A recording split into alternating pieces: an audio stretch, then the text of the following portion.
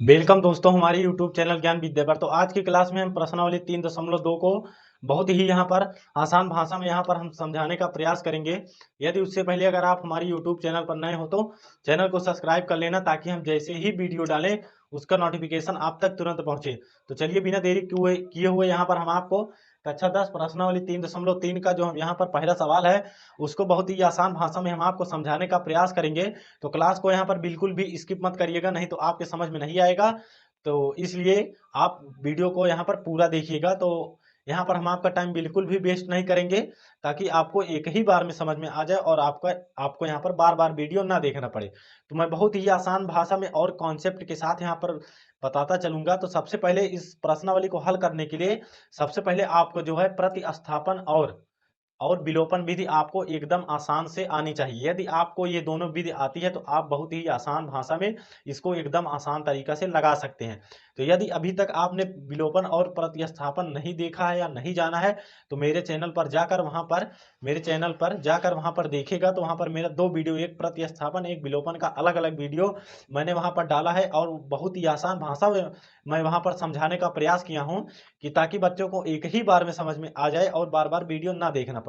तो चलिए बिना देरी किए हुए यहाँ पर हम आपको समझाने का प्रयास करते हैं। तो सबसे पहले इन्होंने कहा है कि निम्नलिखित समीकरणों के युग्म को विलोपन विधि या प्रतिस्थापन विधि से हल कीजिए, कौन सी विधि अधिक उपयुक्त है। मतलब कि आपको इसमें समीकरण दे रखा है और आपको इसमें कह रखा है कि आप चाहे उसे विलोपन विधि से करिए या आप प्रतिस्थापन विधि से करिए, आपको जो उचित लगे या आपको जो इसमें से बेस्ट लगे आप उसी विधि का यहाँ पर प्रयोग कर सकते हैं। तो यहाँ पर देखिए, हमें मेरे अनुभव के हिसाब से यहाँ पर जो है विलोपन विधि सबसे उपयुक्त विधि होती है। इसमें गलत होने का ना के बराबर चांस होता है, मतलब कि इसमें गलत होने का बिल्कुल चांस भी नहीं होता है, और आपका वहां से बहुत ही कम लाइन में उत्तर भी आ जाता है और फुल मार्क्स भी वहां पर मिल जाते हैं वहां पर। तो चलिए बिना देरी किए हुए यहाँ पर हम आपको समझाते हैं। सबसे पहला सवाल है, इसमें दो समीकरण दे रखा है कि x प्लस वाई बराबर 5 और 2x माइनस 3y बराबर 4। तो यहाँ सबसे पहले आप क्या लिखेंगे, सबसे पहले आपको जो समीकरण दिया है उसको लिखेंगे यहाँ पर तीसरा का, सॉरी, यहाँ पर पहला का मैं पहला खंड बताने जा रहा हूं। यहाँ पर देखिए, यहाँ पर इन्होंने क्या रखा है, दे रखा है, सबसे पहले दे रखा है कि x प्लस वाई बराबर, इन्होंने क्या दे रखा है, 5 दे रखा है। इसको आप समीकरण 1 मान लीजिए। और इन्होंने क्या दे रखा है कि 2x माइनस थ्री वाई बराबर किसके दे रखा है, 4 के। इसको आप समीकरण 2 मान लीजिए। अब देखिए, विलोपन विधि आप लोग जानते हैं कि विलोपन विधि क्या होती है। विलोपन विधि में आपको किसी मतलब एक या दो समीकरण से, जो समीकरण दिया है एक व दो, उससे आपको क्या करना होता है कि किसी चर का इसमें मान जो है उसको बराबर होना चाहिए। मतलब जैसे यहाँ 2x लिखा है समीकरण 2 में, तो यह समीकरण एक में भी यहाँ पर क्या होना चाहिए था, 2x होना चाहिए था। तो हमें बराबर होना चाहिए। या y में यहाँ पर -3 है तो यहाँ पर 3 होना चाहिए था। कि मेरे कहने का मतलब ये है कि ये जो चर वाला पद है ये बराबर होना चाहिए था इसमें। तो यहाँ पर देखिए, इसमें बराबर नहीं है, तो हम यहाँ पर सबसे पहला क्या काम करेंगे, इसमें हम बराबर करेंगे। तो बराबर करने के लिए हमें क्या काम करना होता है कि हमें क्या, मतलब कि हमें क्या करना होता है कि हम गुणा कर देते हैं। मतलब जैसे देखिए, जैसे हमें यहाँ पर y वाला टर्म यहाँ पर क्या करना है, बराबर करना है समीकरण 1 में, यहाँ 3 लाना है। तो 3 लाने के लिए हम क्या करेंगे कि पूरे समीकरण में हम क्या करेंगे, जब 3 से गुणा कर देंगे तो हमें क्या प्राप्त हो जाएगा, यहाँ पर 3x प्लस, यहाँ पर देखिए, यहाँ पर प्लस 3y बराबर 5 कितना हो जाएगा, 15। तो ये प्लस और ये माइनस दोनों यहाँ से कैंसिल हो जाएगा, तो हमें आराम से वहां पर मान पता हो जाएगा। परंतु यहाँ पर अभी माइनस होता तो हम क्या करते हैं, समीकरण को घटा देते। तो घटाने पर हमारा जो चिन्ह है वो विपरीत का चिन्ह लग जाता है। तो इसको आप बहुत ही माइंड में, मतलब अपने दिमाग में सेट करे रहिएगा कि जब माइनस करते हैं तो चिन्ह विपरीत हो जाता है, वहां पर सारा चिन्ह वहां पर बदल जाता है। तो देखिए, जब आपका एक सवाल में जब आपका कॉन्सेप्ट क्लियर रहेगा तो इसी प्रकार का, चाहे जो भी सवाल, जिस प्रकार का भी सवाल आ जाए, आप वहां यहाँ से जब कॉन्सेप्ट आपका क्लियर रहेगा तो आप वहां पर तुरंत कर लेंगे बिना देरी किए हुए।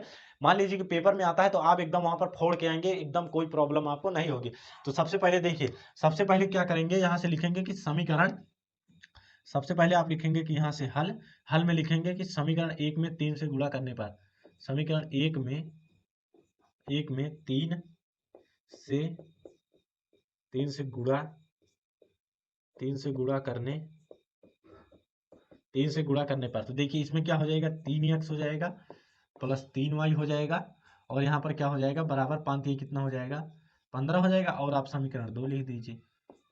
3y बराबर 4। अब देखिए, अब आप इसे कुछ मत मानिए, यहाँ लिख दीजिए जोड़ने पर, ब्रैकेट में क्या लिख दिए, जोड़ने पर। तो जब इतना लिख देंगे तो एग्जामिनर तुरंत समझ जाएगा कि आपने यहाँ पर क्या किया है, जोड़ दिया है। तो जोड़ने पर क्या होता है, चिन्ह में कोई परिवर्तन नहीं होता है।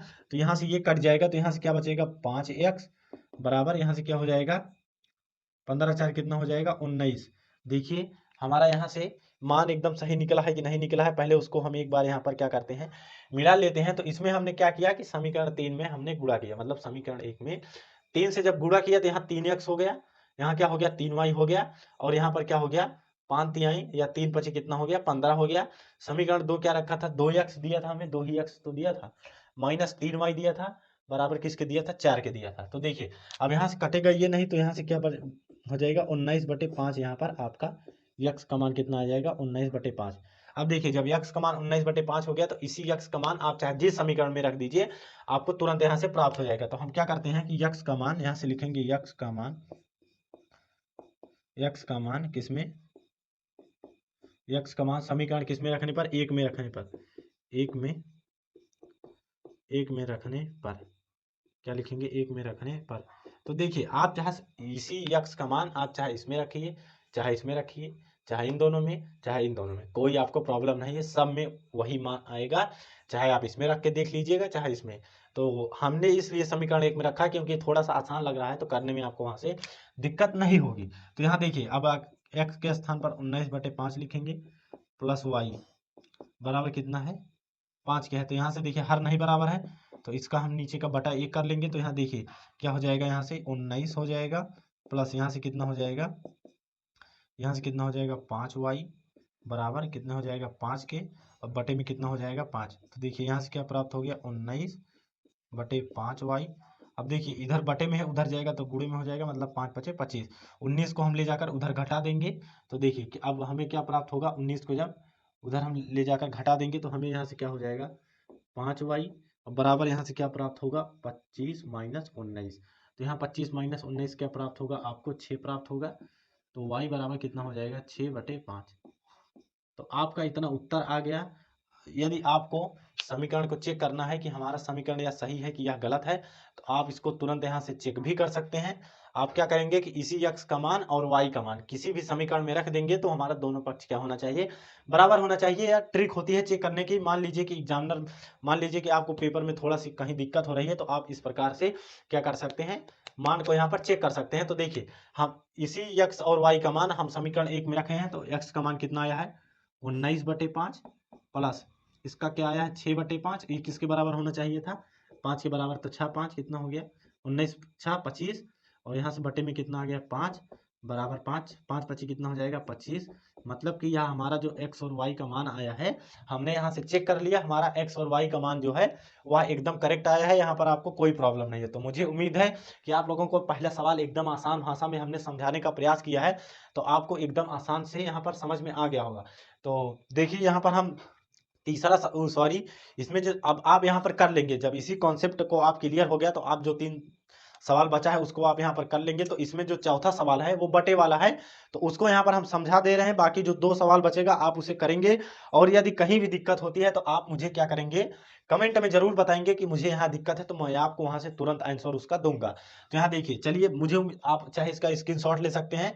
तो मुझे उम्मीद है कि आप लोगों को यह पहला सवाल जो है बहुत आसान भाषा में हमने समझाने का प्रयास किया है, तो आपके यह समझ में आ गया होगा। तो देखिए अब यहाँ से हम क्या करेंगे, उसका मान ज्ञात करेंगे, किसका, चौथा यहाँ पर सवाल लगाएंगे। वो थोड़ा बटे में है, तो बहुत बच्चों को वहां पर प्रॉब्लम हो जाती है, तो इसीलिए मैं समझा रहा हूँ। नहीं तो जो बच्चे तेज होंगे, इंटेलिजेंट होंगे, वो कर ले जाएंगे सब, क्योंकि कॉन्सेप्ट सब में उसी लगेगा, बस सवाल में चेंजिंग होगी, कॉन्सेप्ट में कोई दिक्कत नहीं, कॉन्सेप्ट वही लगेगा। तो यहाँ देखिए अब इसमें चौथा सवाल थोड़ा बटे में दे दिया है, तो वही बच्चे यहाँ पर घबरा जाते हैं कि बटे में दे दिया तो उसे कैसे करेंगे। तो यहाँ देखिए x/2 लिखा है, और क्या लिखा है, प्लस 2y, 2y बटे कितना लिखा है, 3 लिखा है, या बराबर के किसके हैं, -1। देखिए यहाँ -1 है, इसे आप ध्यान आप इसे समीकरण 1 मान लीजिए। दूसरा क्या दिया है कि x - y/3 दिया है, x - y/3 बराबर 3 के दिया है, तो आप इसे समीकरण नंबर 2 मानेंगे। अब देखिए यहाँ से आपको क्या करना है, सबसे पहले देखिए आपको क्या करना है कि इस फॉर्म में बनाना है, मतलब कि आपको इस फॉर्म में, मतलब कि आपको इस फॉर्म में इसको बनाना है। तो मैं एक उदाहरण के साथ बता रहा हूँ, मतलब माना आपको एक सीधा देखिए यहाँ पर बटे में दिया है तो आपको इस प्रकार बनाना है। तो इस प्रकार बनाने के लिए जो बटे में दिया है उसको हम क्या करेंगे, सबसे पहले हम क्या करेंगे, यहाँ पर देखिए सबसे पहले यहाँ पर हम क्या करेंगे कि इसका दोनों का हर बराबर करेंगे और इसका इसमें गुणा कर देंगे तो हमारा यहाँ बराबर हो जाएगा। तो यहाँ देखिए हर बराबर करने के लिए इसका इसमें गुणा, इसका इसमें, इसका आपस में। तो यहाँ लिखेंगे कि समीकरण नंबर 1 से, यहाँ से क्या लिखेंगे, लिखेंगे हल, और यहाँ से क्या लिखेंगे, समीकरण 1 से। तो देखिए जब आप यहाँ से लिखेंगे समीकरण 1 से तो इसका इसमें गुणा हो जाएगा 3x प्लस 4y बराबर कितना हो जाएगा, 3 दूनी 6 बराबर -1। अब देखिए इधर बटे में है, उधर जाएगा तो क्या हो जाएगा, गुणे में हो जाएगा। तो यहाँ से आपको देखिए क्या प्राप्त हो जाएगा, 3x प्लस 4y बराबर -6। देखिए यहाँ पर माइनस है। अब देखिए यहाँ से हमने क्या किया, यहाँ से इसका हर बराबर किया, जब इसका आप एलसीएम लोगे तो आपको 6 प्राप्त होगा।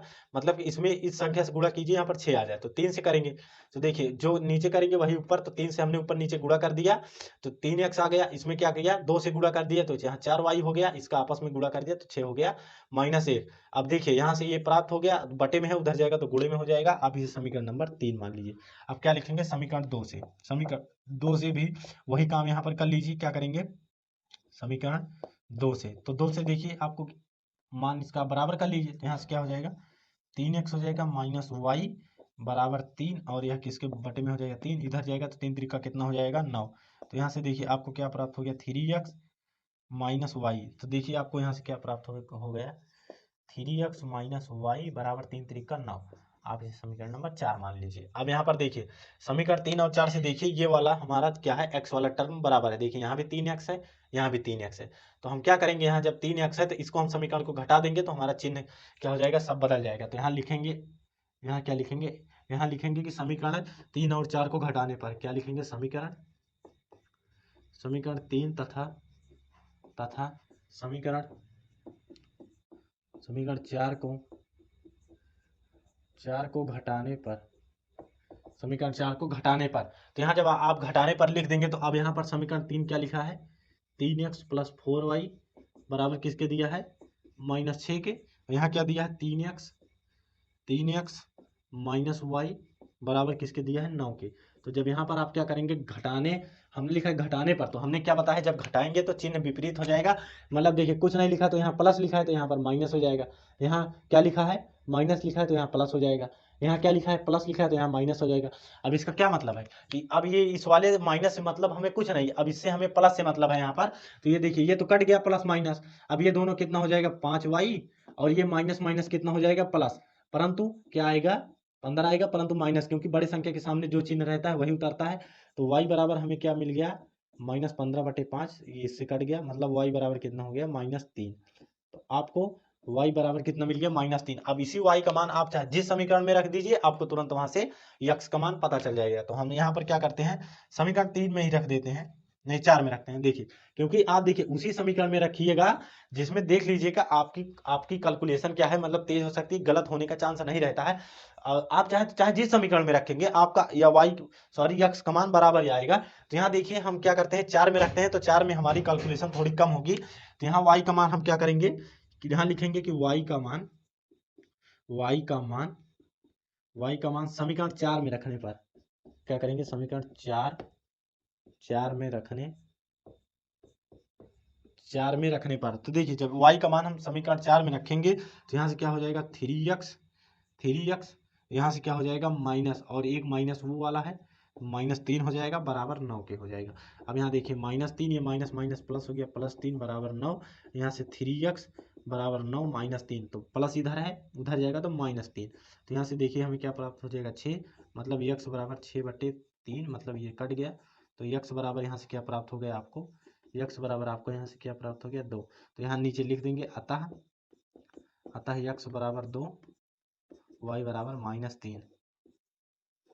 तो देखिए जब आपको इतना यहाँ से मिल गया तो आप क्या करेंगे, तो आप इसी प्रकार हल कर सकते हैं, आपको कोई प्रॉब्लम नहीं। तो देखिए हमें भिन्न वाला दिया था, हमने पहले इसको एक मतलब शॉर्ट, मतलब कि एक सरल कर लिया इसको। तो सरल करने के बाद हमें इस प्रकार का दोनों समीकरण प्राप्त हुआ।